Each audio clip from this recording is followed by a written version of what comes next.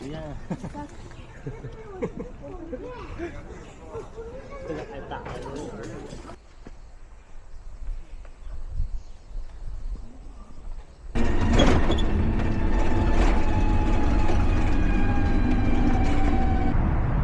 Howdy, hey. Waking up in Chengdu today, and we are working our way south to Leshan over probably the next 2 days. I'm always really slow to wake up and get going when I'm leaving the big cities like this, but that's probably just because I'm a little lethargic because I've been here for 4 days. On the bright side, Sichuan Province, at least in this area, is another nice string of developed cities with protected motorcycle lanes. So I really don't have anything to worry about today in terms of road safety or anything like that. I can kind of just kick back and enjoy myself. I'm also really enjoying the weather. It's 15 degrees C today. Finally getting cooler, feeling like fall. That's what I like.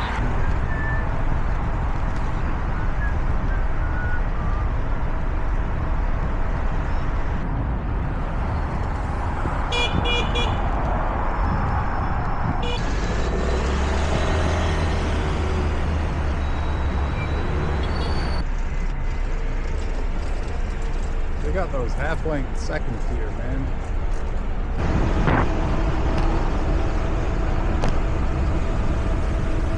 Create value for the global biological industry.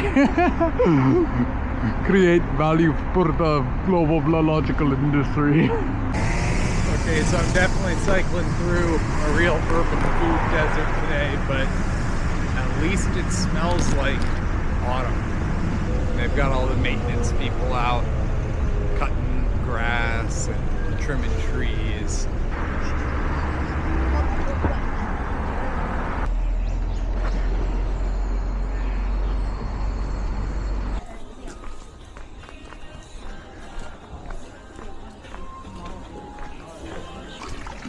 I was recommended a nice ancient town to get dinner in, so that's what we're stopping today.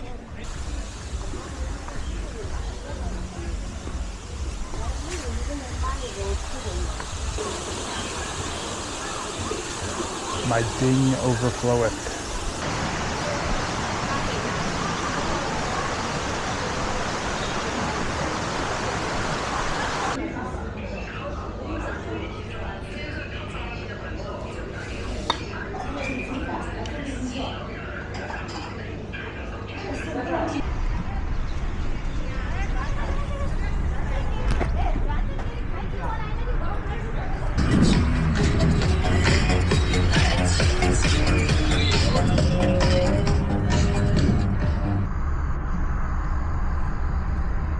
Got a lot of biking in the dark to do today. I got a late start, so we got another 15 kilometers of this. But these roads are lovely. I haven't had to contend with cars the whole time, so I'm fine with it.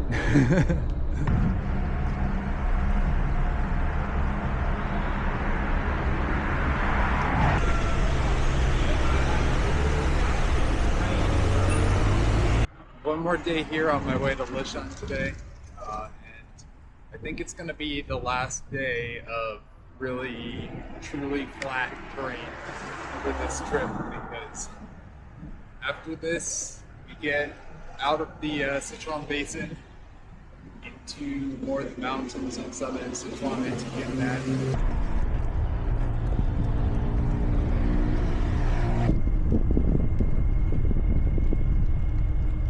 I gotta say, the rural areas here in like the western part of the Sichuan Basin are really well developed. Like, one of my major takeaways here in China is that a lot of like the high development, right, that you see in cities hasn't quite made its way out of the countryside in a lot of places. There are some exceptions to that, like the area that I was in Anhui Province was really beautifully developed. You can go check out that episode. And I'm getting the same vibes here. where like even when you get out of the city in farmland, everything's clean. All the roads have bike and scooter lanes separated, and the pavement's smooth, and that's just lovely to see. They got bags on all of the oranges to keep them from frosting, I'm guessing.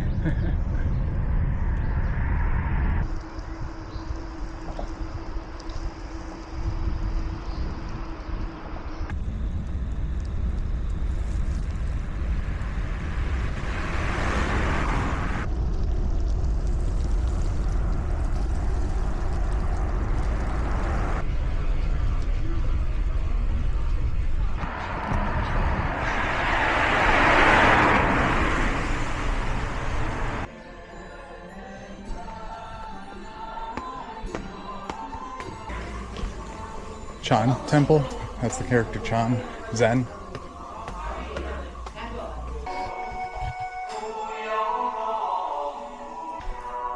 A lot of Sichuanese temples have cave scenes like that, and this is an artificial rock here. So we're kind of creating an artificial cave where one might not be. Oh wow. Look at that scene.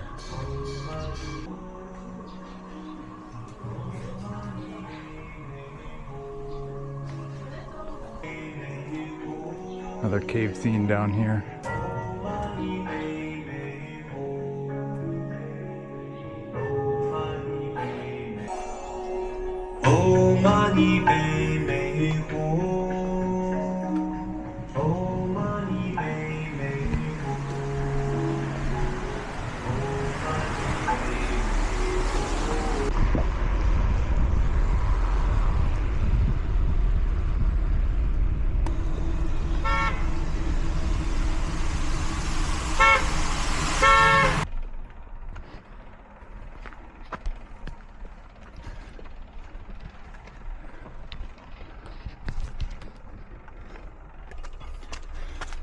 So I said a thing or two about the terrain that I'd be facing today being mostly flat, which maybe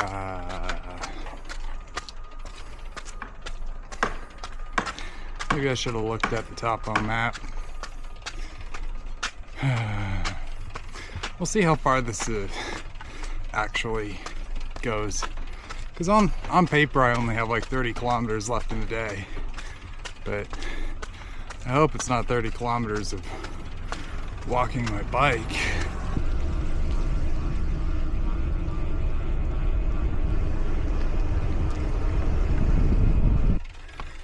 At least the pavement's nice. I know the lens is wet, but that just happens every single time I wipe it off. 2 seconds later, it's wet again. And it's not even raining. It's just mist. Like, the whole time, it's mist. The only time I've been hit by raindrops are when they fall from trees.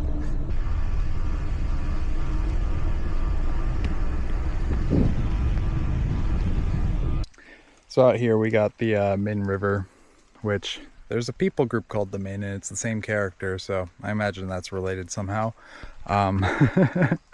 But see, the floodplain goes a little bit higher, and we've got some agricultural burning. Definitely used as agricultural land in the past, but it pretty quickly becomes mountainous and terraced over there, so pretty interesting.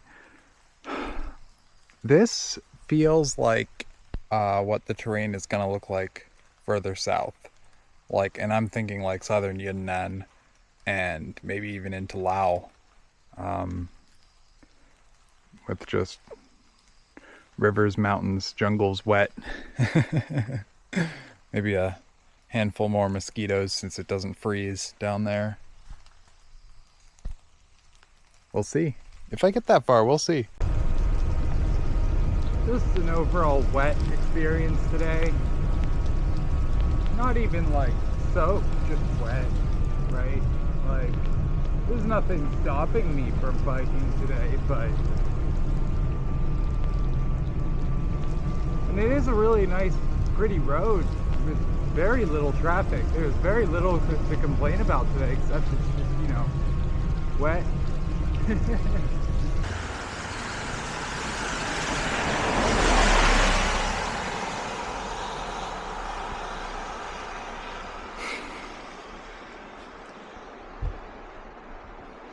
Chilly.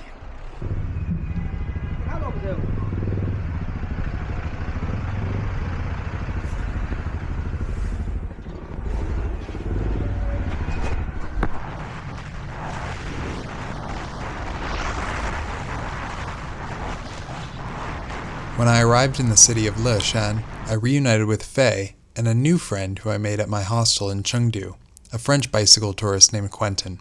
We spent an extra night in Leshan and took the opportunity to visit the nearby Mount Emei, another one of China's 4 sacred Buddhist mountains.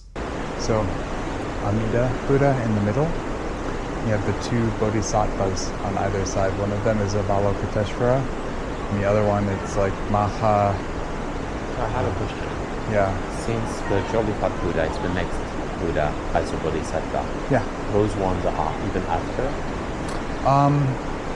They're not necessarily Buddhas for our world, right? Okay. So, So they're like multiverse Buddhas? yeah. Alright. Amida Buddha is not a Buddha of our world. He's a Buddha of the Western Pure Land. A Pure Land is a place that is much easier to become enlightened there.